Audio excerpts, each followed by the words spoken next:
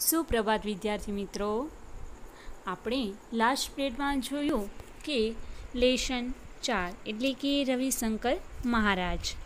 તો આપણે રવિશંકર મહારાજના સંપૂર્ણ જીવન વિશે જોયું.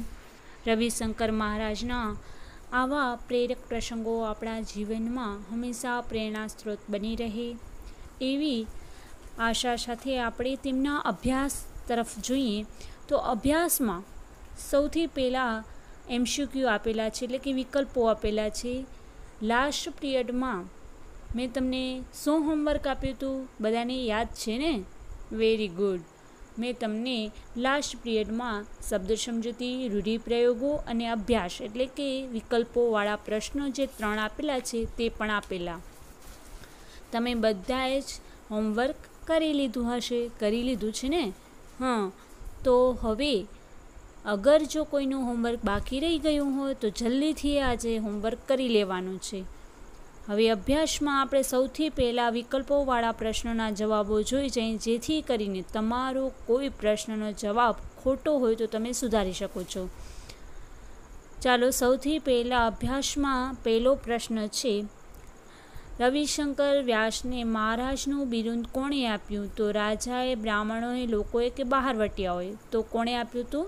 લોકોએ. આ તમારો પ્રશ્નનો જવાબ સાચો જ હશે. હવે સેકન્ડ છે, ધીમે ધીમે રાજકીય પ્રવૃત્તિને સ્થાને મહારાજના જીવનમાં શાનો પ્રવેશ થયો? તો આનો જવાબ છે રાજસત્તાનો, ધાર્મિક પ્રવૃત્તિઓનો, લોક પ્રવૃત્તિઓનો કે આર્થિક પ્રવૃત્તિઓનો. શેનો આવશે? સાચો જવાબ આવશે લોક પ્રવૃત્તિઓનો.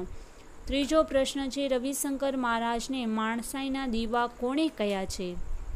તો તેના ઓપ્શન છે ગાંધીજીએ, મહેન્દ્ર મેઘાણીએ, ઝવેરચંદ મેઘાણીએ કે ધીરુભાઈએ?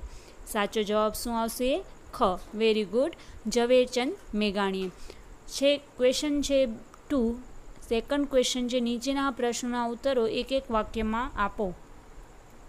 હવે એક એક વાક્યવાળા પ્રશ્નો જોઈએ. તો સૌથી પહેલાં છે, બાળપણમાં રવિશંકર મહારાજનો સ્વભાવ કેવો હતો? તો એનો જવાબમાં શું આવશે? રવિશંકર મહારાજનો બાળપણમાં કેવો સ્વભાવ હતો? તમે સૌ જાણો છો કેવો સ્વભાવ હતો. બાળપણમાં રવિશંકર મહારાજનો સ્વભાવ સાહસિક, નીડર અને દયાળુ અને પરગરજુ હતા. સેકન્ડ ક્વેશ્ચન છે કે મહારાજ કામ કરવાની કઈ ખૂબી ધરાવતા હતા? તો કઈ ખૂબી ધરાવતા હતા રવિશંકર મહારાજ?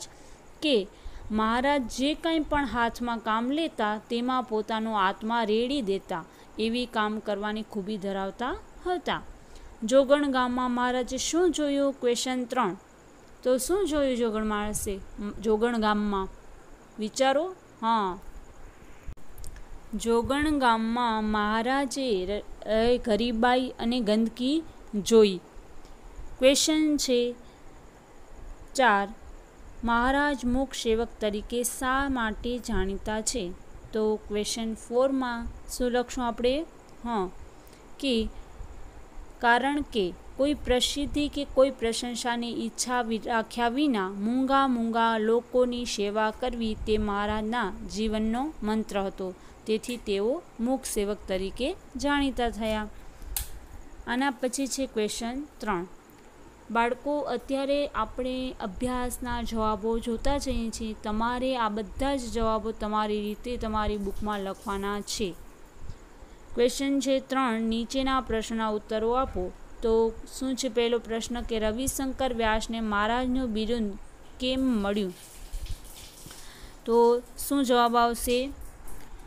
જવાબમાં આપણે લખી શકીએ કે સમાજમાં કોઈ પણ સ્વાર્થ રાખ્યા વિના અનેક લોકહિતના કાર્યો કર્યા, જેથી લોકોના હૃદયમાં સ્થાન મેળવ્યું. તેથી લોકો દ્વારા તેમને મહારાજનું બિરુદ આપવામાં આવ્યું. અને પછી છે, ઝવેરચંદ મેઘાણીએ મહારાજને માણસાઈના દીવા કેમ કહ્યા છે? તો આપણે શું લખશું? કે મહારાજને માણસાઈમાં શ્રદ્ધા હતી, જેથી ચોર, બહારવટીયાઓ તેમને કોતરોમાં જઈને તેમને મળીને એમનામાં જીવનમાં પરિવર્તન કર્યું. આવી રીતે પરિવર્તન લાવીને જ રહેતા અને આ રીતે માણસાઈ બહાર લાવતા. તેથી ઝવેરચંદ મેઘાણીએ મહારાજને માણસાઈના દીવા કહ્યા છે. પછી છે ક્વેશ્ચન 3. મહારાજને કઈ આપત્તિ સમયે દોડી જતા હતા?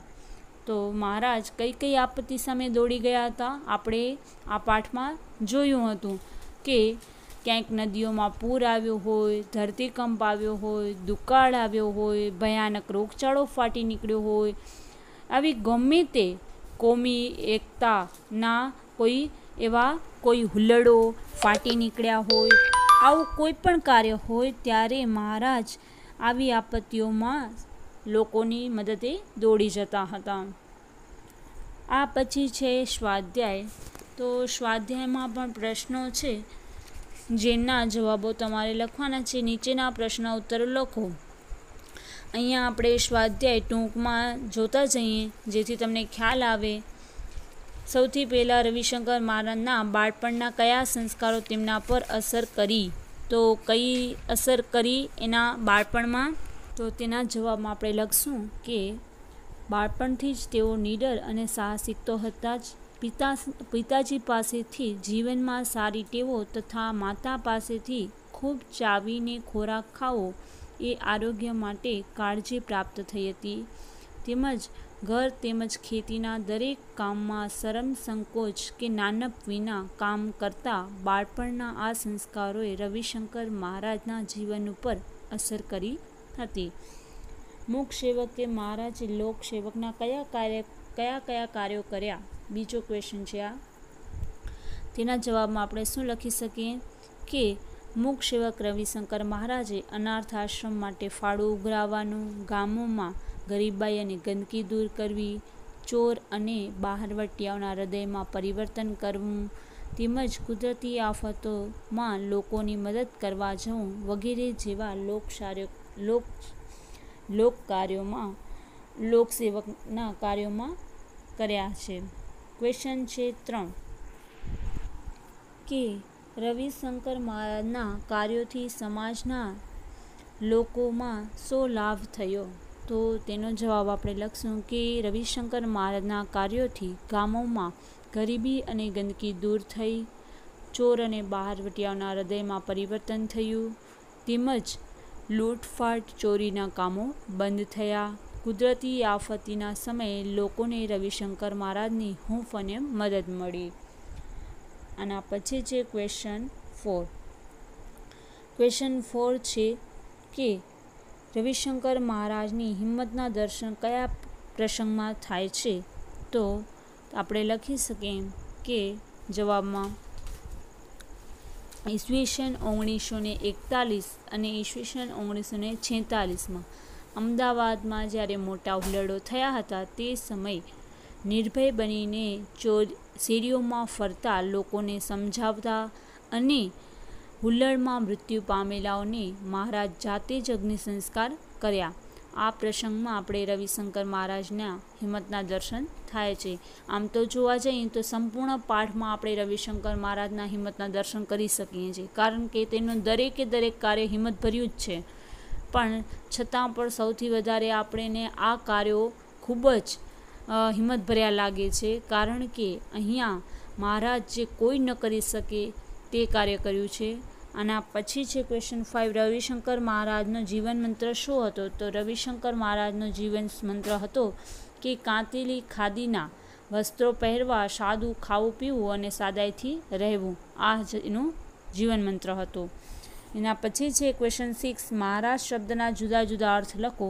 તો મહારાજ શબ્દના તો જવાબમાં શું આવશે? તો કે મહારાજ એટલે કે આપણે મોટા મહારાજ હોય ને, આમ સંત મહાત્મા હોય એને આપણે મહારાજ કહીએ. પછી બીજો તો કે રસોઈયો હોય એને પણ આપણે મહારાજ કહીએ.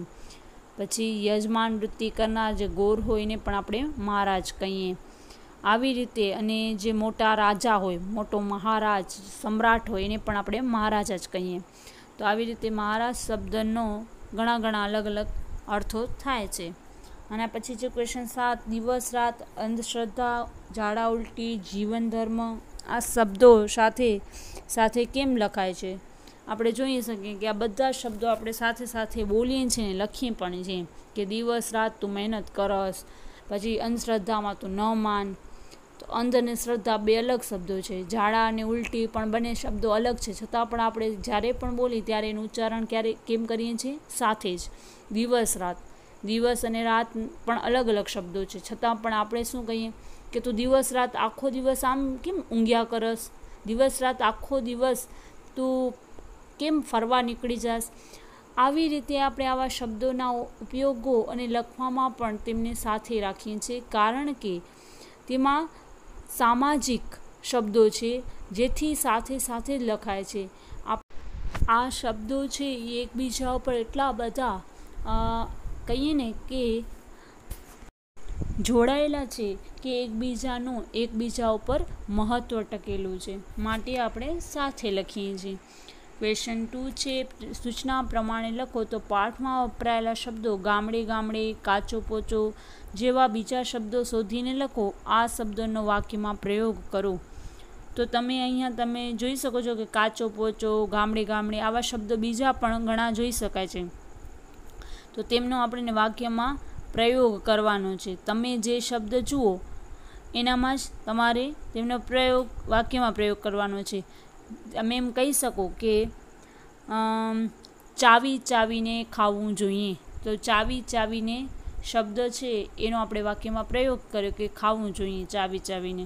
પછી આપણે કહીએ કે ટપોટપ તે તો માણસો મરવા લાગ્યા. કોરોનાના સમયમાં કોરોના રોગથી રોગી ટપોટપ મરવા લાગ્યા. પછી અંદરો અંદર માણસો લડવા લાગ્યા. આવા બધા શબ્દોના પ્રયોગો તમે કરી શકો છો. આના પછી છે ક્વેશ્ચન 2. તો બે વાક્યો વચ્ચે અને પણ, પરંતુ જેવા શબ્દો મૂકી અર્થપૂર્ણ ફકરો બનાવો. તો અહીંયા તમે એક સરસ મજાનો નવો નાનકડો ફકરો બનાવી શકો છો, જેમાં અને, પણ, પરંતુ જેવા સંયુક્ત સર્વનામ શબ્દો ઉમેરીને તમે કરી શકો છો. અને પછી જે તમે લખેલ ફકરો વર્ગ સમક્ષ વાંચો, એટલે કે તમે જે ફકરો બનાવ્યો છે તે જ તમને વાંચવાનો છે. આના પછી છે ક્વેશ્ચન 3 કે નીચેના કોષ્ટકમાંથી અર્થપૂર્ણ શબ્દ બનાવી શબ્દોને શબ્દકોશના ક્રમમાં ગોઠવો. અહીં તમે જોઈ શકો છો કે કોષ્ટક આપેલું છે અને કોષ્ટકમાં ઘણા બધા શબ્દો આપેલા છે. હવે તમે આ કોષ્ટકમાં જે શબ્દો આપેલા છે એને તમે જોશો ને તો તમને ઘણા જ બધા શબ્દો અહીંયા જોવા મળશે. જેમ કે આપણે પહેલી જ લાઈનમાં જોઈએ તો જનક, પછી લાસ્ટમાં પૂજ્ય, દાદા, આવી રીતે ઘણા શબ્દો તમને અહીંયા જોવા મળે છે. તો તમારે બધા શબ્દો ઉપર પહેલાં તો શું કરી નાખવું છે, ટેક્સ્ટબુકમાં આ કોષ્ટકમાં જે શબ્દો સારા મળે ને યોગ્ય લાગે એના ઉપર તમારે રાઉન્ડ કરવાનું છે પેન્સિલથી, બરાબર. અને તમારી નોટબુકમાં જ્યારે લખો ત્યારે એ શબ્દો છે શબ્દકોશના ક્રમ પ્રમાણે ગોઠવીને લખવાનો છે. આપણે નેક્સ્ટ પિરિયડમાં આની ચર્ચા કરશું, શબ્દકોશમાં કેવી રીતે ક્રમમાં ગોઠવાય. આમાં આપણે જોઈએ કે ભાષા સજ્જતામાં તમારી વિષયમાં તમને કરવાનું જ છે કે શબ્દકોશ પ્રમાણે ગોઠવવાના શબ્દો કેવી રીતે. તો એ ટોપિક આપણે સમજશું ઊંડાણપૂર્વક. અને જો તમે આ કોષ્ટકમાંથી શબ્દકોશ પ્રમાણે તમને આવડતું હોય તો તમે લખી પણ શકો છો. અત્યારે તમે ડાયરેક્ટ ખાલી એમને જેટલા શબ્દો મળે છે એ તમે લખી નાખજો. પછી આપણે શબ્દકોશમાં જ્યારે સમજી લઈએ એ ટોપિક સમજી લઈએ પછી નીચે તમે 1, 2, 3 એવી રીતે નંબર પણ આપી શકશો. એટલે અત્યારે કાંઈ એની ચિંતા કરતા નહીં. આના પછી છે ક્વેશ્ચન 4. તમારા વિસ્તારની પરોપકારી વ્યક્તિ વિશે 5-7 વાક્ય લખવાની છે. હવે તમે જ્યાં રહેતા હો ત્યાં કને આજુબાજુ કોઈ પરોપકારી વ્યક્તિ રહેતું હોય એના વિશે આપણે 5-7 વાક્ય તમે લખી શકો છો. જેમ કે એનું નામ, તેમના કાર્યો, તેમનો સ્વભાવ, આવું બધું તમે લખી શકો છો. ક્વેશ્ચન 5 છે. તમે કોઈને મદદરૂપ થયા હોય તેવો પ્રસંગ લખો. તમે કોઈને મદદ થયા હોય અને યાદ હોય તો તમે એવો 5-7 લાઇનમાં તમારે એવો ફકરો લખવાનો છે, એવો પ્રસંગ લખવાનો છે. અને પછી જે ક્વેશ્ચન 6, નીચેની પરિસ્થિતિમાં તમે શું કરશો વિચારોને લખો. જો બાળકો તમારે આ બધા જ પ્રશ્નો લખવાના છે, કારણ કે આનાથી જ તમારી ભાષા સજ્જતા આવશે, તમારી ભાષા શૈલી સુધરશે, તમારું ભાષા લેખન છે એ આગળ વધારે તમે એનામાં માહિર થઈ શકશો, તમારા એમાં સુધારો થશે, તમને તમારી લેખન શૈલીમાં પકડ, એક આ પ્રકારની એક પકડ કહેવાય ને, એ આવી જશે. તો તમારે આ બધા જ પ્રશ્નો વાંચીને એમ છોડી નહીં દેવાના કે આવા પ્રશ્નો લખવાની જરૂર નથી, બલકી તમારે આવા મૌલિક ભર્યા પ્રશ્નોની અભિવ્યક્તિ કરવા માટે તમારે હંમેશા ખૂબ જ ખુશ થઈને એની અભિવ્યક્તિ કરવાનું પસંદ કરવાનું. જેમાં આમ લખ્યું છે કે તમે રસ્તા ઉપર જતા હો અને અકસ્માત થયેલો જુઓ તો તમે શું કરો? સૌથી પહેલાં તો તમે તમારી રીતે જ વિચારવાનું કે હું શું કરું. જો હું જતો હોય રસ્તા ઉપર અને અકસ્માત થાય તો સૌથી પહેલાં મારી ફરજ શું આવે? તો એ બધું તમારે વિચારવાનું કે હું પહેલાં તો એમ્બ્યુલન્સને બોલાવું, પછી તેમના મોબાઈલના ફોન વડે તેમના ફોન નંબર જોડીને તેના પરિવારના સભ્યોને કોન્ટેક કરીને તેમને પણ જાણ કરું. આવા બધા જે આપણી ફરજમાં આવતા જે છે એ કાર્યો તમને લખી શકાય. સેકન્ડ છે રમતા રમતા તમારા મિત્રને ઈજા થાય તો તમે સૌથી પહેલાં તો એને પ્રાથમિક સારવાર આપશો અને ત્યારબાદ જો વધારે જ દુખાવો થતો હોય તમે બાજુના દવાખાને પણ પહોંચાડશો. આવી બધી પ્રસંગો છે તમારા વિચારો દ્વારા તમે લખી શકો છો. ત્રીજો છે પૂર આવે તો શું કરવાનું? પૂર આવે તો સૌથી પહેલાં તો પૂરમાંથી બચવાના ઉપાયો વિચારવાના અને ત્યારબાદ બધા જ લોકોની મદદ કરીને તેમાંથી બધા લોકોની રસ્તો કાઢીને બહાર કાઢવાના. તમારી નજર સમયે ક્યાંક અચાનક જ આગ લાગે તો શું કરવાનું? આ બધા જ પ્રશ્નો તમારે મૌલિક રીતે લખવાના છે. ક્વેશ્ચન 7 છે નીચેના વિશે 4-5 વાક્યો લખો. તો ફર્સ્ટ છે ફાયર બ્રિગેડ, 108 એમ્બ્યુલન્સ સર્વિસ, આપત્તિ વ્યવસ્થાપન કચેરી એટલે કે ડિસ્ચાર્જ મેનેજમેન્ટ, સ્વૈચ્છિક સંસ્થાઓ એટલે કે NGO અને ડૉક્ટર. અને ક્વેશ્ચન 8 છે નીચેના શબ્દ સમૂહ માટે એક શબ્દ આપો, જેમ કે નદી કિનારા પાસેની બખોલો, પાણી આવવા જવા માટે બાંધેલો સાંકડો માર્ગ, ઘરની બાજુની દિવાલ અને કોઈપણ ખાસ પ્રસંગે પોતાની મેળે સેવા આપનાર અને જીવનનું મુખ્ય કર્તવ્ય. આ બધા શબ્દ સમૂહ માટે એક શબ્દ લખવાનો છે. તો ફર્સ્ટમાં શું આવશે? નદી કિનારાની બખોલ તો કોતર. પછી છે પાણી આવવા જવા માટે બાંધેલો સાંકડો માર્ગ, તો તેનો જવાબ શું આવશે કે ગરનાળું. પછી છે ઘરની બાજુની દિવાલ, તો ઘરની બાજુની દિવાલને શું કહેવાય? કરો. અને પછી છે કોઈ પણ ખાસ પ્રસંગે પોતાની મેળે સેવા આપનાર તો સ્વયંસેવક. અને જીવનનું મુખ્ય કર્તવ્ય તો શું લખશો? જીવન ધર્મ. બરાબર. આવી રીતે શબ્દ સમૂહ માટે એક શબ્દ છે એ પણ આપણે અહીંયા જોયા. હવે તમારા આ સ્વાધ્યાય અને અભ્યાસમાંથી કયા કયા પ્રશ્નો તમારે તમારી બુકમાં લખવાના છે તે તમે નોટ કરી લેશો. એટલે કે આજનું હોમવર્ક નોટ કરી લો, જોઈ લો. અભ્યાસમાં સૌથી પહેલાં 3 વિકલ્પોવાળા પ્રશ્નો તમે લખી લીધા હશે. એના પછી છે એક વાક્યવાળા સેકન્ડ ક્વેશ્ચન પર તમારે લખવાનો છે. ક્વેશ્ચન 3 લખવાનો છે, 3 પ્રશ્નો. પછી છે સ્વાધ્યાયના 7 ક્વેશ્ચન લખવાના છે. પછી છે ક્વેશ્ચન 2 સૂચના પ્રમાણે લખો. તો સૂચના પ્રમાણે તમારે આવા જે શબ્દો છે ગામડે ગામડે, કાચો પોચો જેવા શબ્દો મેં તમને 1-2 બીજા કયા કે અંદરો અંદર, એવા શબ્દો તમારે લખી અને વાક્યમાં પ્રયોગ કરવાના છે. બની શકે તો 4-5 તમે લખી શકો છો, વધારે ન લખતા. સેકન્ડ ક્વેશ્ચન છે 2 વાક્યો વચ્ચે અને પણ પરંતુ જેવા શબ્દો મૂકીને અર્થપૂર્ણ ફકરો બનાવો. તો તમે 2 લાઇનનો ફકરો પણ 2-3 લાઇનનો પણ ફકરો બનાવી શકો છો, વધારે લાંબો ન બનાવવો હોય તો. અને ક્વેશ્ચન 3 છે તમે લખેલ ફકરાનું વર્ગ સમક્ષ વાંચન કરો. તો એ તમને લખવાની જરૂર નથી, કારણ કે વાંચન કરવાનું છે. તો તમે લખીને પછી પોતાની રીતે જ તે ફકરો વાંચી લેવાનો છે કે ક્યાંય ભૂલ તો નથી થઈ ગઈ ને. અને ક્વેશ્ચન 3 છે જે આ કોષ્ટક આપેલું છે ને, કોષ્ટક તમારે દોરવાની જરૂર નથી. કોષ્ટક તમારે પાઠ્યપુસ્તકમાં જ આપેલું છે, તો કોષ્ટકમાં ખાલી રાઉન્ડ કરી નાખવાના છે જે શબ્દો તમને મળે એના ઉપર, અને એ શબ્દો જ ખાલી લખવાના છે નોટબુકમાં. ક્વેશ્ચન 3 કરીને ખાલી શબ્દો લખવાના છે, કોષ્ટક ડ્રો કરવાની જરૂર છે નહીં. ઓકે, સમજાઈ ગયું?